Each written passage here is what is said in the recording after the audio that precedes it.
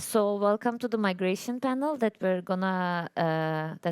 I'm gonna explain in a little bit. But my name is Ezgi and I'm a postdoc at the UE, and I focus on migration governance, mostly focusing on the refugee aspect about it. But today we're gonna talk more about the migration governance and policy making in the EU.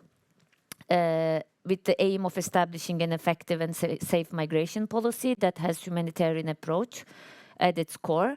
And to discuss this, I have with me Alexandra Wilton-Warren, who is the Director General for Legal Affairs, responsible for migration and asylum at the Swedish Ministry of Justice, and Eleonora Milazzo, a joint research fellow at the Egmont Institute and the European Policy Center, and Pavel Bushiakiewicz, head of International Affairs Unit at the European Commission. And throughout this panel, first we're going to talk more about first we're just going to offer a framework of the topic, and that's where each panelist has a topic that they're going to talk about, and it involves like brief history of the EU migration and then the critical points in the EU migration governance up until now and the current challenges. And after that, I'll be directing questions to our panelists and we'll have a discussion, and then we will be following that with the recommendations for the Swedish presidency. And with this, I would like to leave the floor to you, Alexandra, about the brief history of the migration governance in the EU. Yes, thank you so much. Thank you so much also for having me in this timely conference.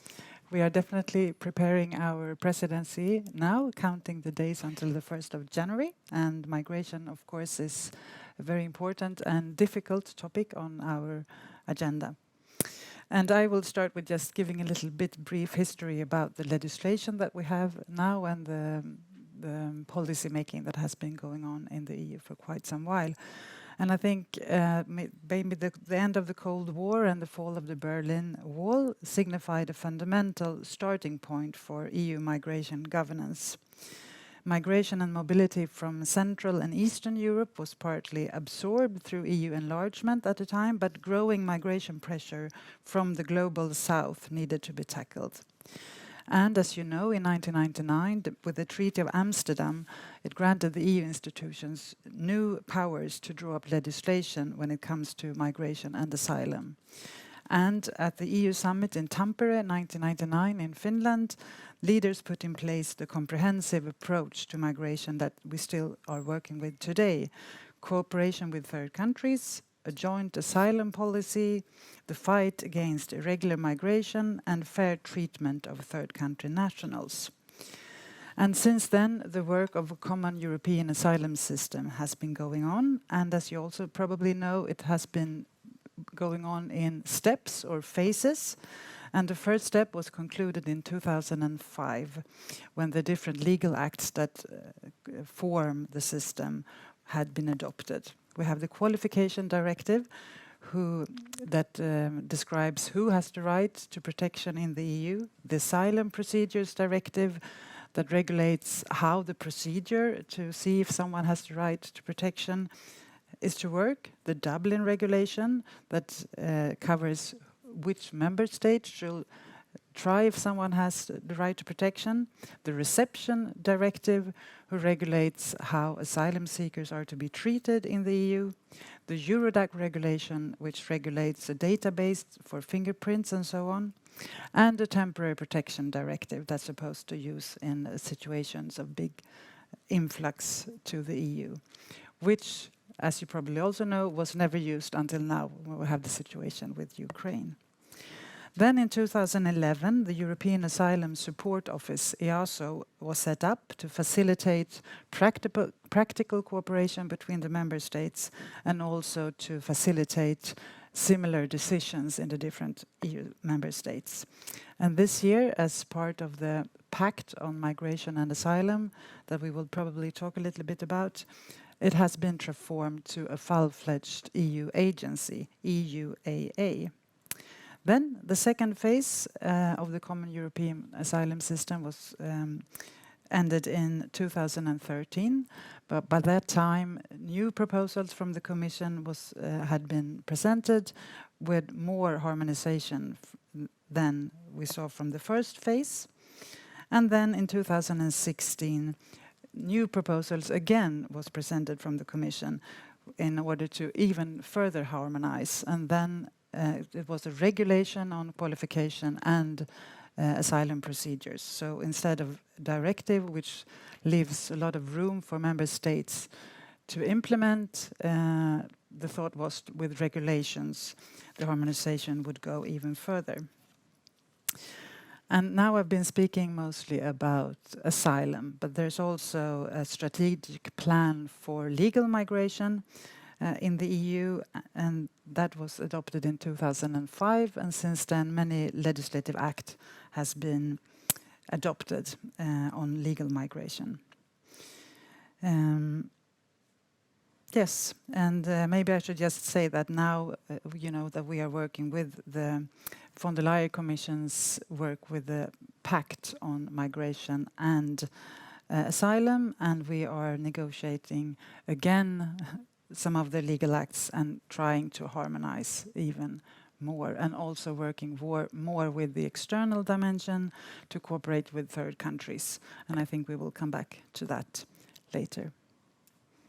And with that, I'd like to pass the floor to Eleonora to talk about the critical points that shape the migration governance. Yes, thank you very much. Thank you to the organizers as well for the invitation, and thank you, Ezgi, for setting up our conversation this afternoon. So to tackle your question on crucial points, I would like to draw your attention to 3 key terms, which I think are very meaningful to understand migration governance in the EU and frame our conversation on the upcoming Swedish presidency as well. And so the first one is free movement, because as Alexandra mentioned, the establishment of an internal border-free area prompted the development of a coordinated common policy on how to manage external borders, which at that point were no longer only the external borders of individual states, but were in all respects the borders of the EU. And so to deliver on the free movement promise, so to say, as well as under international law and human rights obligations, so member states had to start a decade-long journey to implement the principles of solidarity and fair sharing of responsibility, which they committed to. Most notably in the Treaty on the Functioning of the European Union. So the first key word, free movement. The second one, securitization, so namely the fact that the Union, that as the Union became larger and deeper, migration and asylum became increasingly securitized, which essentially means framed as risks for security, for stability, both political and economic, and they were made, or they became, the object of subsequent crises. So humanitarian crisis, solidarity crisis, and so on. So the crisis framing has emerged both as a discourse, as a narrative, but also as a very practical mode of governance and policy making, accompanied by a renationalization narrative, which essentially means the attempt of national states to claim the solution to the problem and the solution back for themselves. And my third and final keyword for the crucial points is externalization. So managing migration before it gets to the EU shores, which has gained traction as a solution together with securitization, with an increase in cooperation with third countries, which is of course very important, but also with the dispersal of responsibility as to respect for human rights. And of course, this has been accompanied in many cases across the EU by more restrictive policies towards migrants and asylum seekers, while legal pathways to reach the EU in safety have started shrinking and continue to do so. So these are my 3 crucial points for you, Ezgi. Yeah, thank you so much. And with that, I'd like to turn to Pavel to talk about the current state of the migration governance and the potential, like not potential, but the challenges and the potential ways out of that, which we're gonna come down to actually. Okay. Thank you very much, and thank you for the invitation. Happy to be here. Now, I was asked indeed to present a little bit of a state of play. So, starting with a little bit of a one-sentence description, I would say it's a work in progress in a very fragile environment. On the one hand, on the other hand, we are also a little bit in a moment of transition from a purely policy-making environment into more and more, talking from the Commission perspective, more and more operational aspects of our activities. Now, coming to those, I usually start drawing attention to the fact whenever I speak about migration is that it starts very much from history and very much attachment to the member states' sovereignty. There is very little topics as migration which is so close to the heart and sovereignty of member states as this topic. Maybe army, maybe maybe budget, but not many more. So controlling people, controlling the borders, it's still very much present in the discourse and in the mindset. So that is that is a reality that we need to face while developing the policy. Now, definitely, what we made in terms of a progress, I think that there is pretty much of a consensus that there is only a solution at the EU level, because various crises, and I agree that there were a couple of those crises maybe more of a discourse, but when we look, for example, at what happened in Belarus, this was a real crisis done by a third country to us. After some of those crises, clearly everyone agrees that the solution is at the European level. Unfortunately, we have still a little bit of a problem of agreeing what this solution should be at EU level. But at least it's a progress that we see the exit only together. Well, it was presented by Alexandra what have been the achievements over the time. I would maybe add a couple of things like return policy more comprehensively, IT systems, those big IT systems which very much add value when you talk really about managing the territory and borders in such a diverse environment and across so many member states.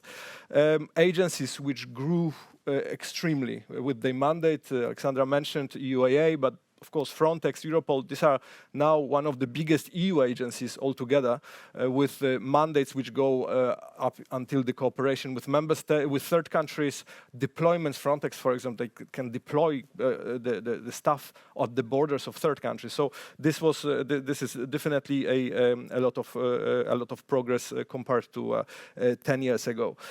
Well, surely, and now again, work in progress, yes, because some of those rules, they still are insufficient to tackle situations that we see in 2015, in 2018, etc., etc.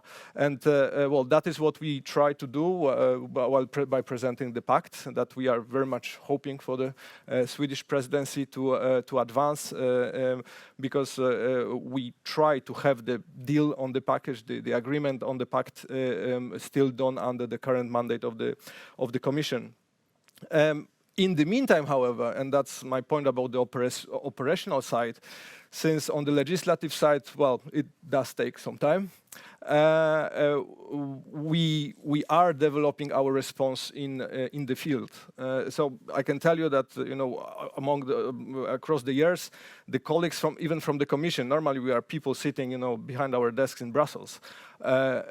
Since 2015, we were sent to Greece, we were sent to Italy, to work together with member states at the border, in the reception centers, in order to better understand the situation, to assist, and to give the response from Brussels, also at operational side, very much through the funding, but also then using the agencies' input, etc. So that's where we are. A little bit about the challenges. So first, and the underlying challenge, it was also mentioned by Eleonora, it's a little bit of the political side, the sensitivity and political sensitivity of that topic. And that impacts a lot any discussions. I think that could we take it a little bit less from the emotional sphere, we would be able much easier to arrive to some solutions. I can tell for my country, Poland, the issue of refugees was a non-issue. We didn't have an issue with refugees until politics entered, and then it became a big issue. And then definitely it impacts the ability to agree on certain solutions. And then more technical points, definitely delivery of the pact. This is a challenge and hopefully to be achieved. Building trust and building solidarity among the member states, which was very much shaken over past years, and we can see how shaky it is still. Like when we see more recently some of the issues of the reception of the boats on the Mediterranean. So that is also very much important. And last but not least, also our agenda with third countries. We need to step it up, and it's not an easy issue because well, there is a mismatch of expectations.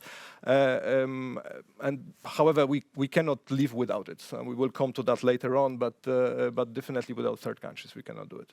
Thanks. Thank you. And actually, that was a very nice pass to the discussion, because that would actually be my first question, is about like, to what extent does EU migration governance and policy making is relying on the actors within the EU, and to what extent it relies on the outside EU actors? And with that, like with Eleonora's point, actually the free movement, securitization, but also externalization, which actually goes into the third-party countries. So I would like to hear your thoughts about it, and each in order, please. Okay, so I will start. Yes, again? yeah.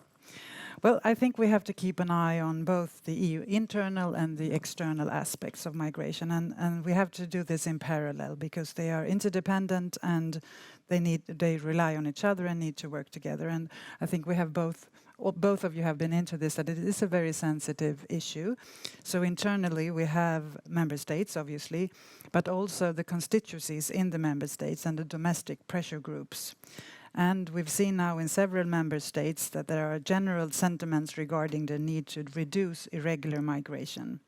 At the same time, we have aging populations and the demographic shift that are leading to labor market shortages, whereby employer organizations are arguing for more legal labor migration geared toward maintain global competitiveness. And on the other hand, we have the labor unions, and they tend to demand more restrictive policies when it comes to labor migration. And now we have the current dilemma with record high inflation and a threatening recession in Europe, and this may, of course, influence these positions and outcomes. And externally, it's, as Pavel said, it's very important to work externally and to have dialogues with partner third countries. And in the EU, we have several processes and dialogues with, in which we cooperate with partner countries. For example, in the south, we have the Rabat and the Khartoum process, and to the east, the Prague and the Budapest processes. And we are also working in the EU with the Council Working Group on external migration cooperation, and also now on a special operative working group that was made up during the French presidency, that's called MOCADEM, that's supposed to make this work more operative. And in doing so, we are establishing special action plans for various migrant source and transit countries. And there are, of course, also funding that has to do with this work. That's very important. And both the EU presidencies and the Commission work on coordinating and pooling such cooperation and funding, and discuss with third countries in regard to their interests and needs. And as Pavel said, maybe the expectations are not always so that the same, so it's easy to have those dialogues, but it's a very important tool in order to work further with migration. I think I will maybe stop there. Yeah. Yeah, please We go. go like this. Okay. Yeah, so yes, thanks for the question. There is a very long list of actors involved in the governance of migration and integration as well at various levels and with various agendas like Alexandra mentioned. And I think the fact that migration governance is by its very nature multi-level, and the fact that there is a high degree of interdependency between different actors is the essence of the challenge, as well as it often happens an opportunity as well. States, we repeated it, came out several times with the high level of politicization and salience of the migration issues. States have a hard time navigating internal debates and internal legislative processes as well when it comes to national laws on migration and asylum and so party politics as well. And this is even more the case in a context of global instability where geopolitical competition also puts pressure on sort of finding ways to ensure or promise to ensure more security, more stability, more control.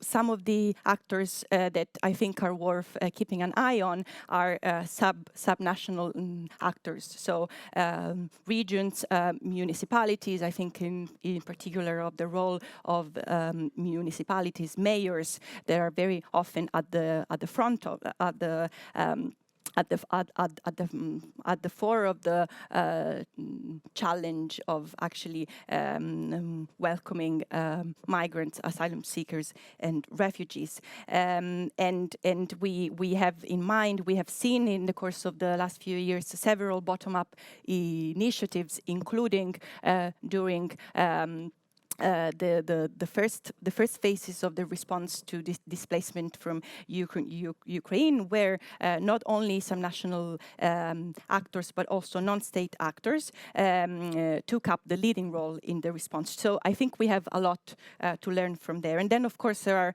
transnational actors, and the EU is the perfect forum in this sense to find solutions to a challenge that by its very nature does not stay within national borders. So the panel before us was on climate change, and by definition there's no way to tackle climate change with reference to our own country or our own country in isolation from our neighbors, as well as from the broader context of the challenges of this current moment.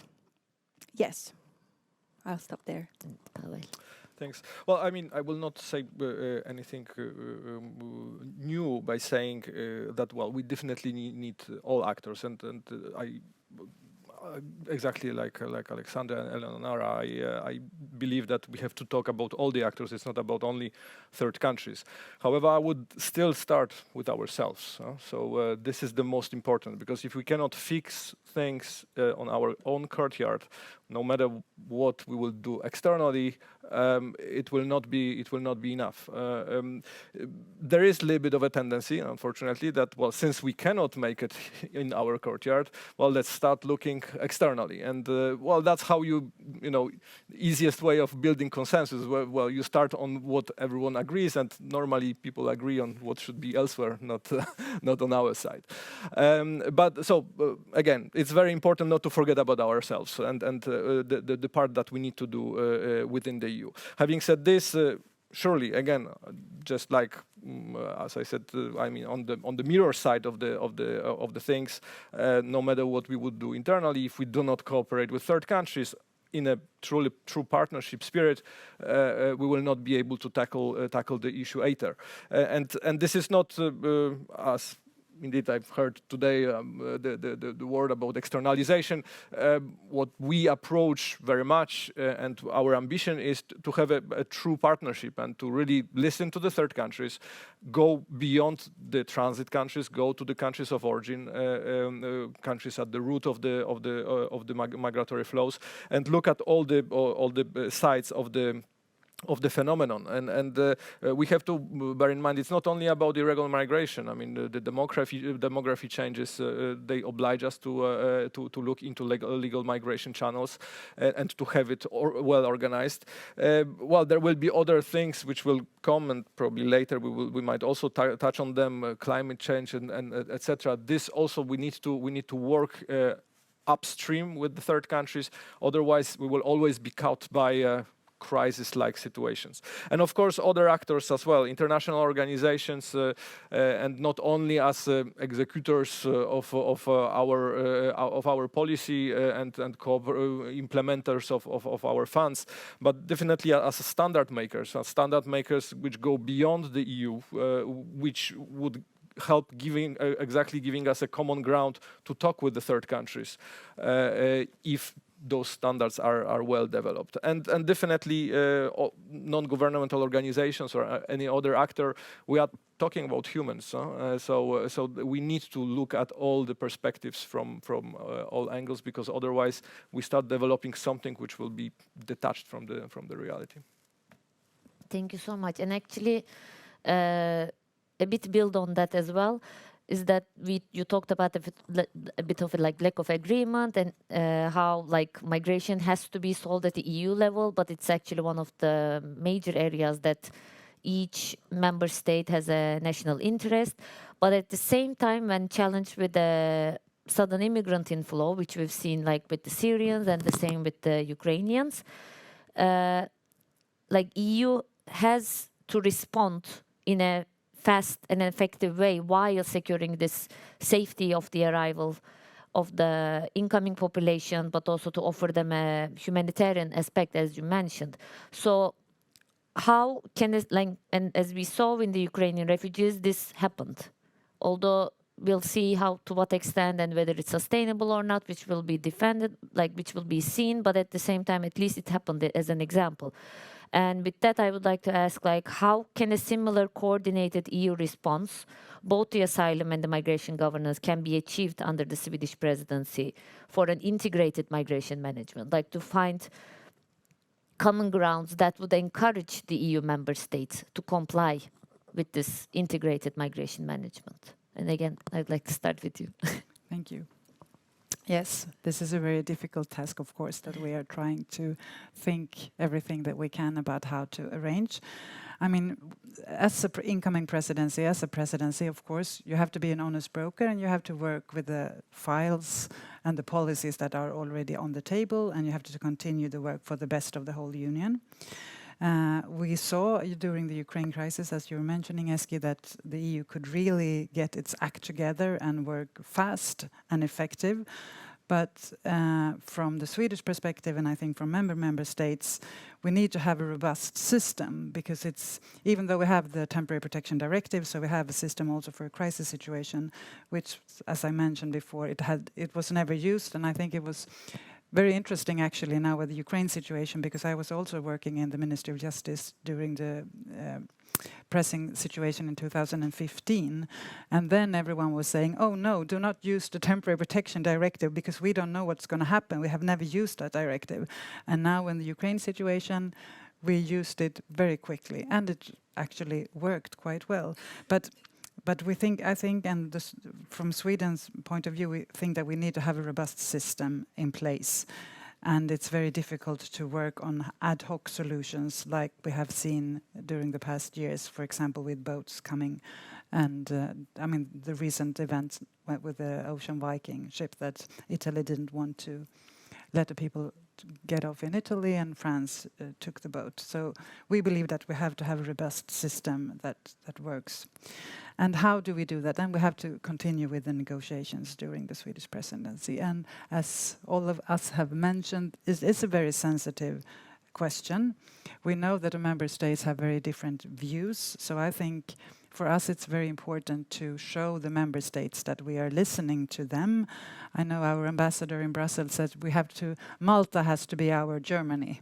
And I think that's a wise advice to give, to really listen to all of the member states, and also to realize that usually there's a reason for why they think differently on the different legal acts, and that's geography. We have so different situations in the different member states depending on where we are situated and how the migration flows are and who's coming and why and so forth. So I think it's very important as a president to speak with different member states and also to encourage member states to work towards common goals and to find compromises that works. So that's what we are going to try our best to do. Thank you. And Eleonora? Thanks. I will I will follow up on some of Alexandra's point. So first of all, yes, I think it's very important to have our robust permanent system in place that is not only somehow activated or a solution that is only designed or thought through on a ad hoc basis. And to do this, I think we have to get over the sort of paradox of asking for more European solidarity, for more European solutions, while at the same time siding or supporting practical solutions that go exactly the opposite direction. And I think in this case, the case of the scramble between Italy and France is really illustrative of this sort of paradox in achieving a systemic solution. And then I think it's also important, again, following up on Alexandra, to balance political compromise with human rights commitments. And so it's important to carry forward the negotiation on the pact, ensure that the path that has been opened continue to be sort of leading the way, and that forms of voluntary solidarity can be a tool to find this kind of political compromise, and they are, I think, very, very welcomed as long as they are compatible with solid human rights commitments. And then, yes, I think I will stop there. We will have time for more later. Yeah. And Pavel, please. No, I mean, again, just to build on what was already mentioned, well, surely the best response and the best tool would be to have the pact adopted, which, by the way, has in its construction normally the solutions to normal pressure, unusual pressure, even a crisis, fully fledged crisis situation. So definitely we invest there, and we hope to have the pact adopted. Now, in the meantime, because as I said, it will take a little bit with wholeheartedly supporting Swedish presidency. 6 months might be a little bit short.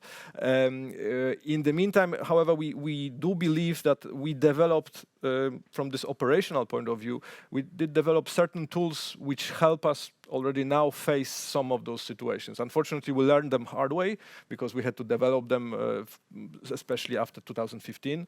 But we did invest there. So, for example, like starting from situational awareness, early warning, something which was not really there in 2015. I mean, in 2015, if we had it, probably things might have gone slightly different.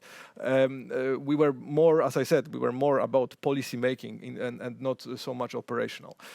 So we have now a very, very developed situation awareness built also with member states, with agencies, and this helps. And this already helped us in a situation when there was a crisis at the Turkish border in 2020, I think. We could anticipate it very much. Also with Belarus, we relatively quickly realized that what were the patterns, how the whole mechanism worked, and then it allowed us also to use our external tools to reach out to the countries which were cooperating consciously, unconsciously with the whole scheme that Lukashenko put into place.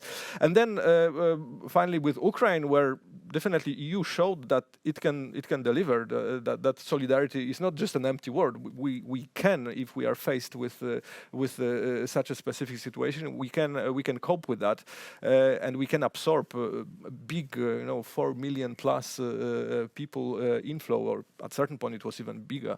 So I mean, again, while working at the pact, I think we should still continue investing in those tools, building contingency, that's what we also work a lot, building upstream cooperation with third countries to see exactly what is happening, because sometimes small decisions in third countries result with the big flows, for example, like, I don't know, military recruitment or things like this. Thank you so much. And actually, not to go into the recommendations, but to think more beyond the current challenges and the crisis that EU is facing now. I would like to ask you about the priority in the EU migration governance and policy making for the Swedish presidency.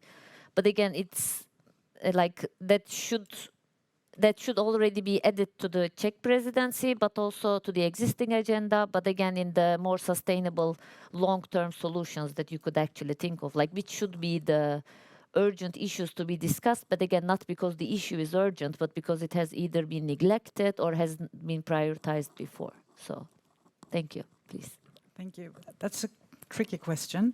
And I mean, the Swedish government will present its priorities for the presidency in 2 weeks, on the 14th of December. So I'm not going to be able to say our priorities, but when it comes to the migration area, as Pavel, for example, said, we have to continue both with the pact, the legal acts, but also with cooperation with third countries and working upstream and fighting root causes for migration and so forth. And in order to do so, I think it's very important what I was talking about before, and also Eleonora and Pavel, the trust issue, that we have to work on building trust between all the different actors here.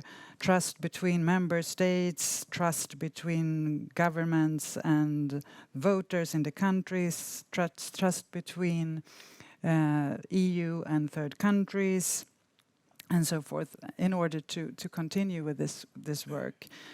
And there was something else you made me think of, but I think I forgot it now. No, I think I can add to it. Yes, I can come back to it. Yeah, I think so. So that's return. I was going to mention return. I think in order to have a functioning asylum system and a functioning legal migration system as well, it's very important to have a functioning return system. So that's something that I think the EU has to work on and are working on, but we have to work on further to get that to work. Thank you. Yeah, I think we repeated several times the need for strategic thinking, long-term systemic solutions, so I'm not going to go into that. I think two other things, first of all, is to start really thinking within the Council as a start, but then beyond that, to start thinking in terms of the bigger picture of human mobility. So one thing that the upcoming presidency could do is sort of launching a reflection on how the EU can respond to address the impact of demographic trends, labor shortages, food and energy insecurity, the effects of climate change, but also the need to attract skills. We've mentioned employers. And so I think it's time to sort of launch this conversation within the Council, and then beyond that, thinking also about the new Commission to start thinking of the mobility agenda in those terms. In all its interconnectedness, let's say.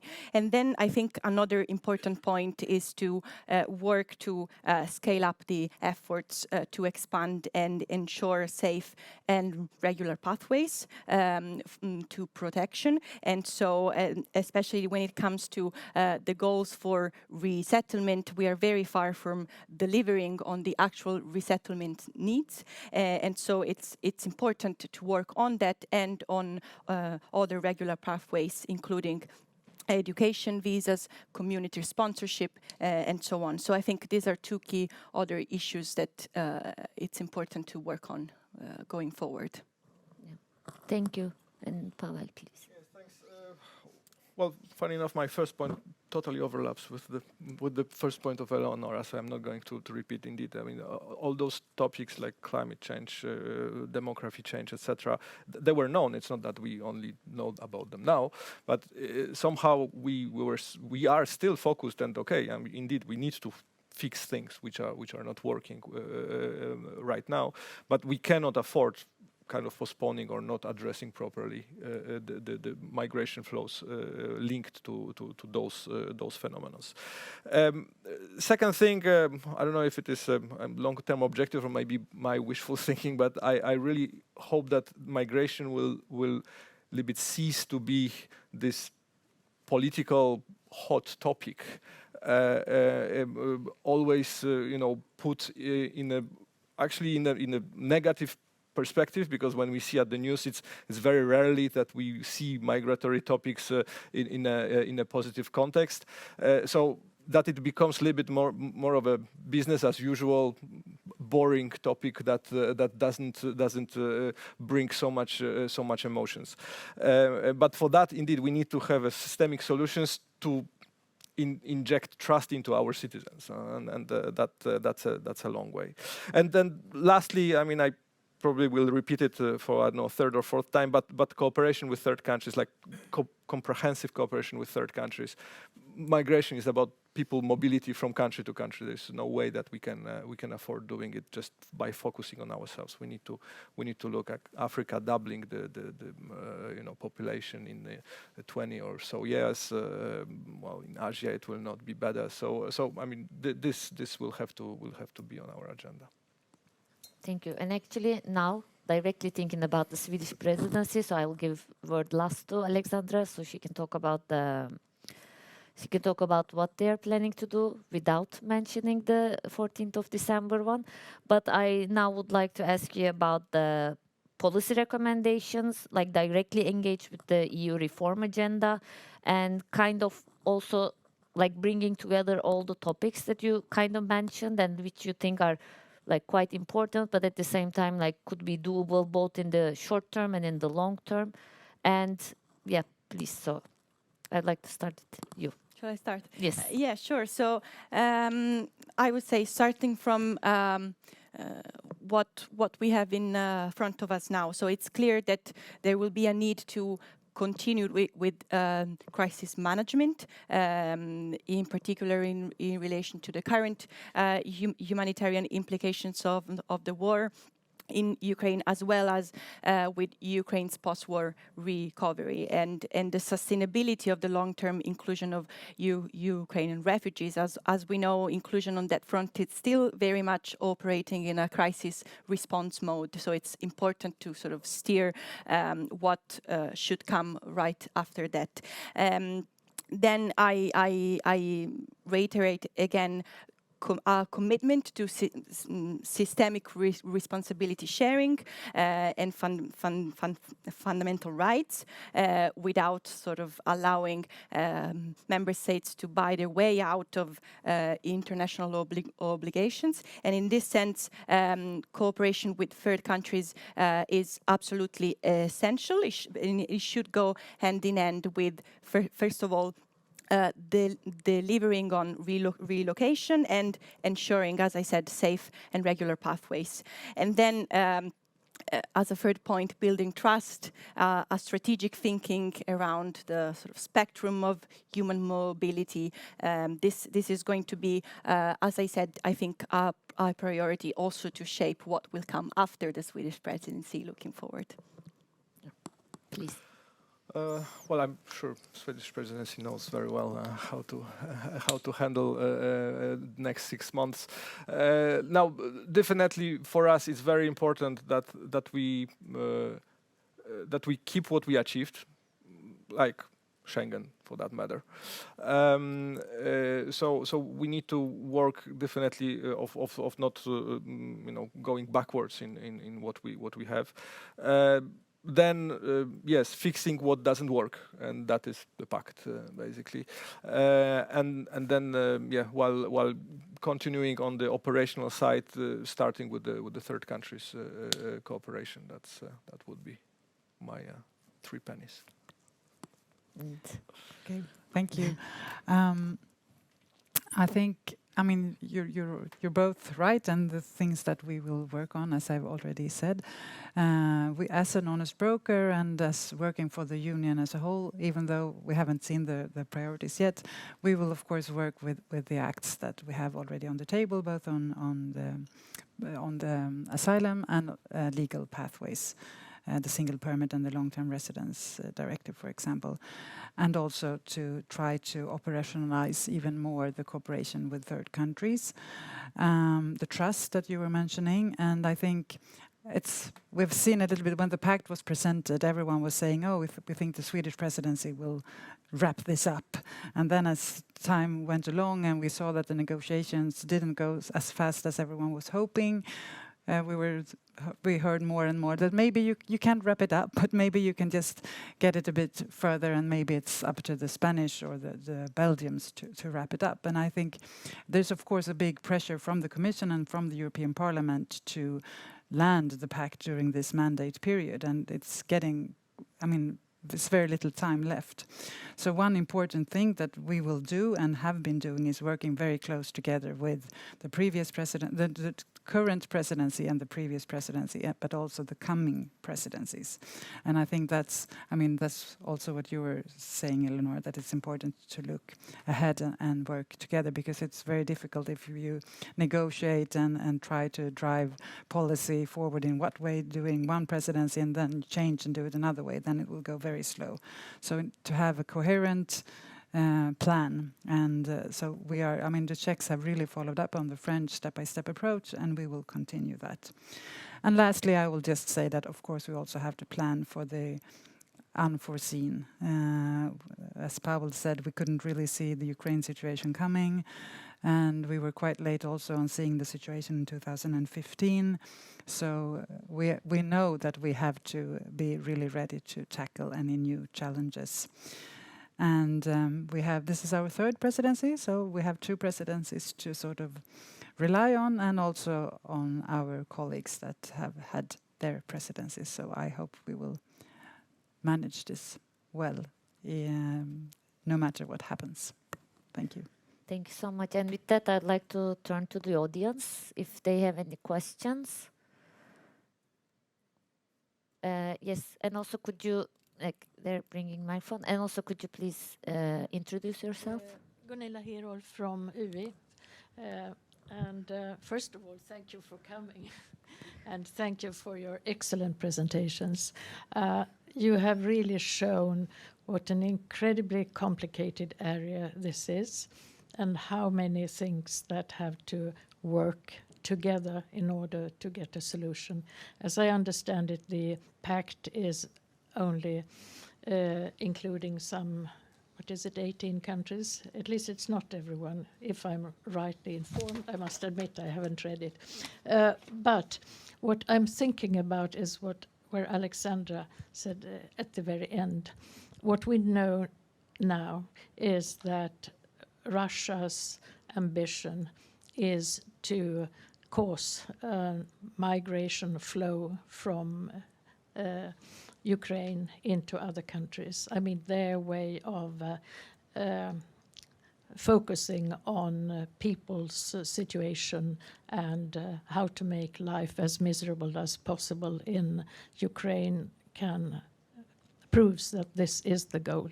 And it is not improbable that they succeed with that. And that will, of course, hit the whole rest of Sweden. It will be something for Sweden. It will be very much for the European Union as well. And I'm a little bit wondering about how you see the risk. You said we have to think about the things that we don't know about, but this must be quite high on your agenda and on the agenda of the European Union. I'm also thinking about the other kind of migration, which you all touched upon, the problems between France and Italy right now. And it's easy to see the Italian problem when the French said we'll take 3,000 refugees. The Italians said we take X thousand every day, and much more than 3,000. And we understand their dilemma as well.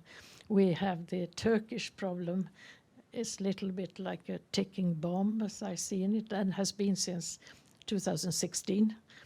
That must be also on your mind. So a little bit insight in what your plan B, C, or D is if everything goes in the wrong direction. Thank you. Should I just answer? Yes, of course, we see this risk, and it's very, scary, and it's also hard to predict.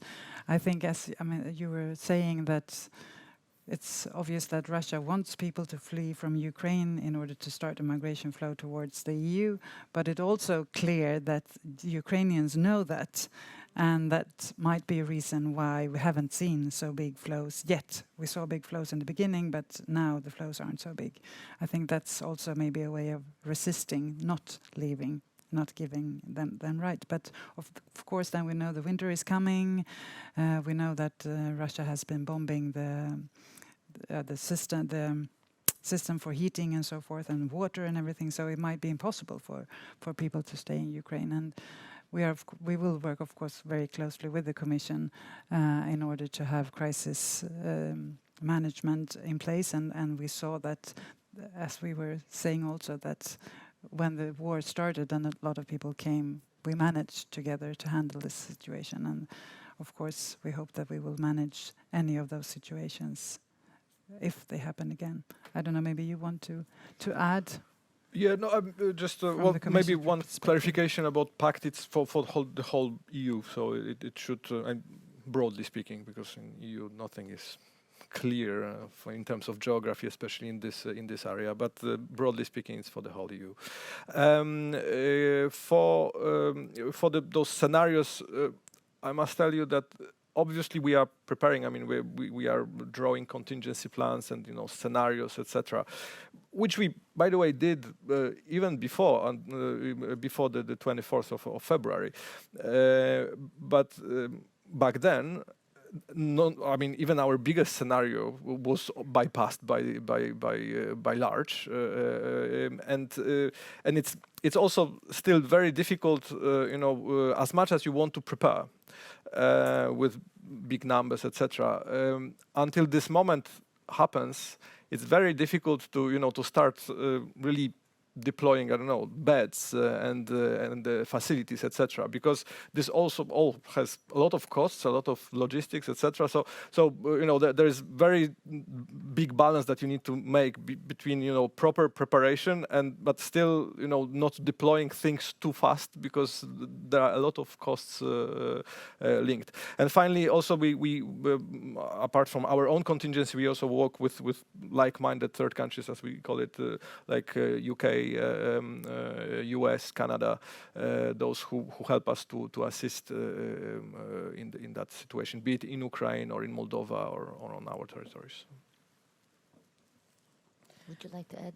Yes, thanks. Just to add that one of the achievements behind the activation of the TPD is precisely the fact of having shown in a context of aggression, having shown a firm stance and a systemic solution in place to face the kind of aggression and crisis. So regardless of whether the TPD could have been activated before in other contexts or whether it will be activated again, this is an important lesson learned. The importance of having a systemic solution in place at the time that is needed.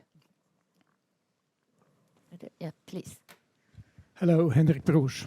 I think as we're talking about Sweden and migration politics, we ought to mention the elephant in the room.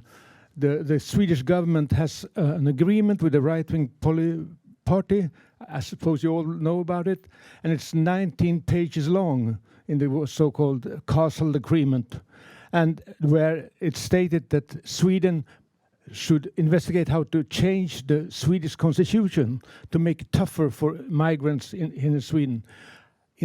in what way and how would it be able for Swedish government to be an honest broker and at the same time stand with that agreement with the 19 pages? This would go to you, I think. I'm not going to go into politics since I'm a civil servant, but I mean, the Castle Agreement, as you're mentioning, yes, it's very comprehensive on migration, also on criminal area, but I mean, it's on internal.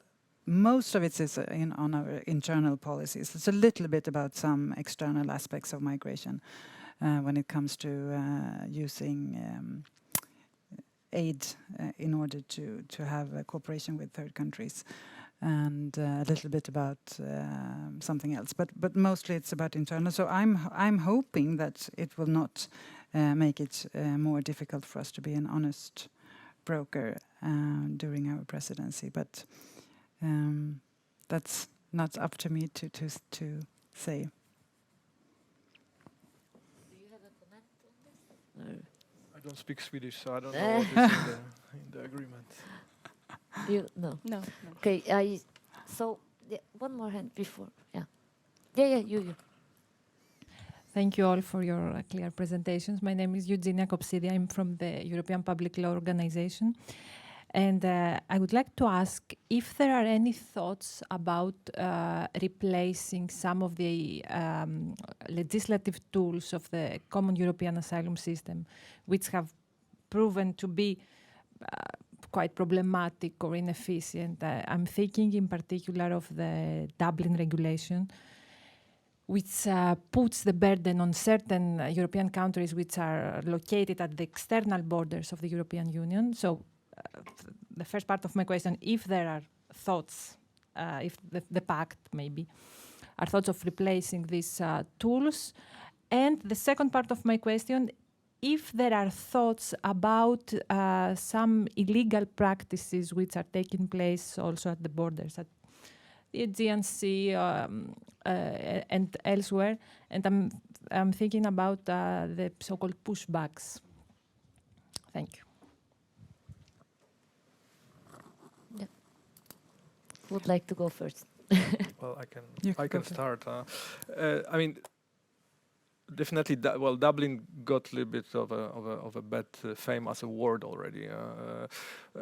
But the bottom line, I think, we need to. I mean, it's not about replacement. I mean, we just need to find a solution, and that's at the core of this discussion. But to finding the balance between solidarity and responsibility, we need to find the rules which will be acceptable to all of the member states.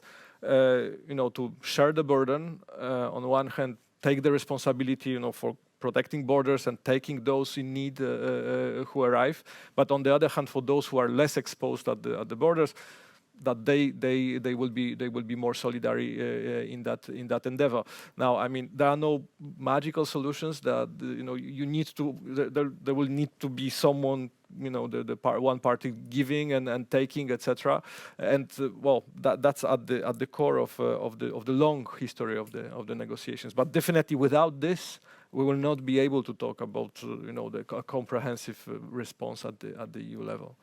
And in terms of the pushbacks, well, I mean, it's not part of the EU policy.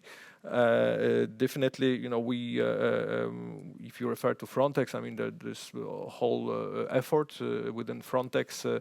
Frontex, by the way, is under a lot of scrutiny, and starting with the European Parliament and then going through other forums.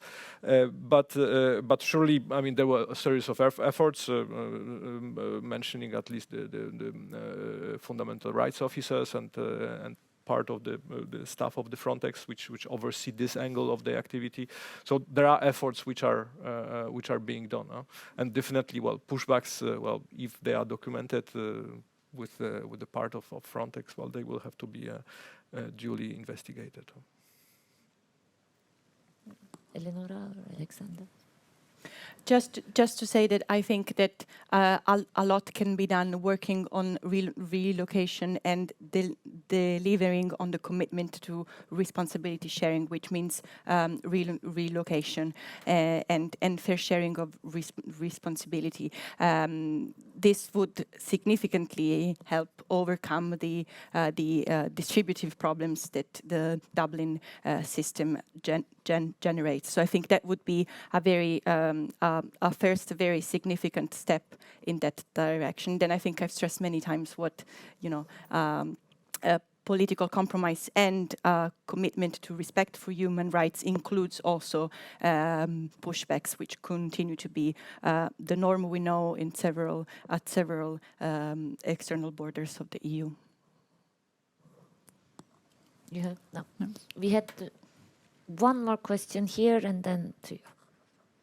No, first here. It was no, I'm sorry. Thank you. So you already answered my first question about extending borders. However, could you please specify maybe a little bit more about how you can make the cooperation with third countries more fair to the third country, but also more humanitarian and safe? Like I know EU is working on making these strategies better, but how? Thank you. I would like to go first. So first of all, thanks for the question. That's an important question.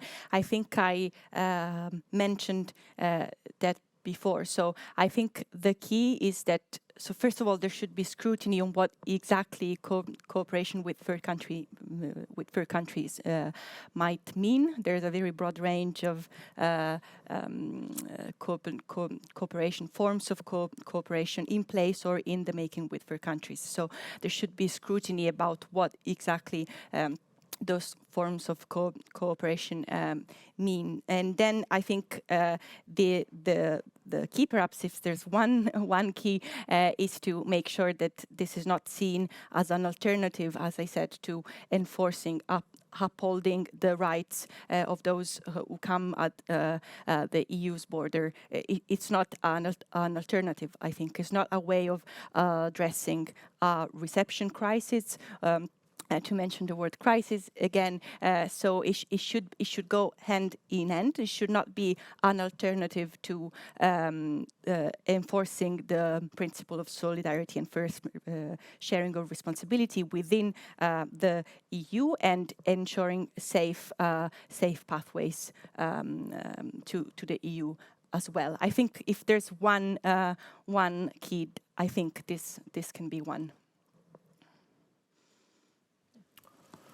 Yeah, I mean, to me, well, you mentioned, first of all, to make it more humane. I mean, I think that we should not perceive cooperation with third countries only through the, agenda very often heard that, well, on migration, we only want return from third countries. First of all, our relations with third countries is not only about migration. I mean, we try to have it way broader, and we do also assist, especially to those poor countries. We are one of the first donors, and as the EU. So, in terms of humanity, I think that we do contribute a lot. Now, having said this, obviously in migration, I think a starting point is to well listen to each other. Bear in mind, what do I want, but definitely we need to understand what the other country wants. And very often, when we really listen, then we discover that the agenda is not so different. So, for example, when we engaged with Niger, I mean, it wasn't that we were not that far from each other in terms of addressing the issues. Now, of course, you need to still continue pursuing your objectives, because certain things you need to also deliver, but there surely a scrutiny and definitely a solid anchor in the rules that guide you. That's the basis, I would say. Would you like to add? No? Yeah, I can just add maybe that, I mean, I agree to listen and to really hear what the third country wants and to see what the EU wants, but also to make sure that the partnerships are tailor-made and also to work better together in the EU with coordination and make sure that we find the member states that maybe can work easiest or best with a certain third country and make them work together and not double or use one member states that would be better in some other partnership with a specific country is something that could make the partnerships better, I think. We had one question there. Thank you. I'm Funda Tekin, Institut für Europäische Politik in Berlin. It might be a bit repetitive, but I was also wondering because, you know, there's the title, in the title there's this humanitarian term of this panel. And if I think of the refugee crisis, so to speak, of 2015, and now the situations with the migration coming from Ukraine, I basically see two differences. And the one is basically in the so-called welcoming culture, because, you know, in 2015, it was mostly foreigners that looked different. It was mostly male, young men, strong men coming here. So there was a perception of rather a threat, basically, you know, to the societies. And now with Ukraine being mostly women and children, it's a whole, and then in that case, the temporary protection directive was immediately basically granted, and in 2015 it wasn't. So I think there is also a point to consider of how the societies are actually dealing with the migration pressure and perceiving that. And the other difference is really, I mean, back in 2015, when Hungary was discussing and to build up the fence, it was a huge discussion, a huge outcry. And right now, about 7 years later, we are here. Poland is building the fence. The Baltic states are starting to build a fence. I think Greece has a fence. So it's really more the Fortress Europe idea that is basically now determining the migration asylum policy. And I think my question rather is, what would your solution be? Because I really see the time pressure, because the longer we do not find the internal solution with Dublin, with the solidarity, I mean, flexible solidarity, I think really we're simply going to go for the rather inhuman approach of Fortress Europe. And this is something that I think we really need to work at and really then try to find an internal mechanism. And in the beginning, I was rather against the term of flexible solidarity, but in the meantime, I really think that might be the way to go. If you don't want to, show solidarity by taking in refugees or migrants, show it in financial means, So this is really something I think that we need to consider. So the time pressure is there, I think. Something. Thank you. Yeah, I can start a little bit. I mean, yes, this is a very important question and difficult question, how to tackle this change that we have seen. And I think if we want to look positive on it, we would think that if we get the pact in place, and if we get a system in EU that works, that we can have well-managed migration, that will lead to that migration will be more boring, as you were saying. And if migration is just business as usual and not, then it wouldn't be so sensitive. And then I also think that all of us and the governments and the media, not the least, have an important task to have the correct narrative and not, as you were saying, always write about migration as something negative, because of course that influences the opinion a lot. So I think we all have a responsibility here to make migration boring. I mean, if I was to look at it, I think that first of all, I wouldn't maybe reason that it is either this or that. First of all, in order all this to work, all elements need to work, and also we need to translate somehow the trust to the citizens that we know what is happening, and those people who are coming, they are welcome, but those who want to abuse the rules, or for one reason or another, we know how to stop them. And so that really starts, our internal policy starts with the proper management of the borders. But this doesn't mean pushbacks. This doesn't mean rejection of people of asylum seekers without proper evaluation. But only if exactly, well, that is what we try to address with the pact. We try to address all this patchwork to not to get into this binary thinking, but rather to say, well, we have a robust system which addresses all the angles of that, which eventually leads to the trust in the system and then possibility to de-emotionalize the situations like inflow of refugees. Because as you said, you see, we might say we are at the moment of Fortress Europe with a lot of reinforcement at the border, but at the same time we are hosting millions of Ukrainians. There are still, when Syrians were coming, it was not only negative. I mean, they were welcome, and not to mention that every year we are, as a unity, we are by far the biggest destination of asylum seekers. So there are also those things which continue. So it's not black and white. Would you like to add more? Yes, just perhaps very briefly. I agree very much with you.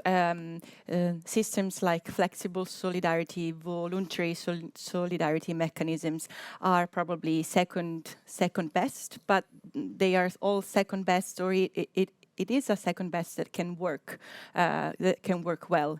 And as I said, there's room for political compromise, even when we want to ensure the highest standards also of human rights enforcement. And then perhaps another short point, listening to you, I think there's more that can be done at the communicative level in fighting also misinformation, and what we see that it's still a widening gap between the public perception and the public discourse around this topic and the reality on the ground, which sometimes does not speak in favor of that public discourse. So I think there's more that can be done also at the level of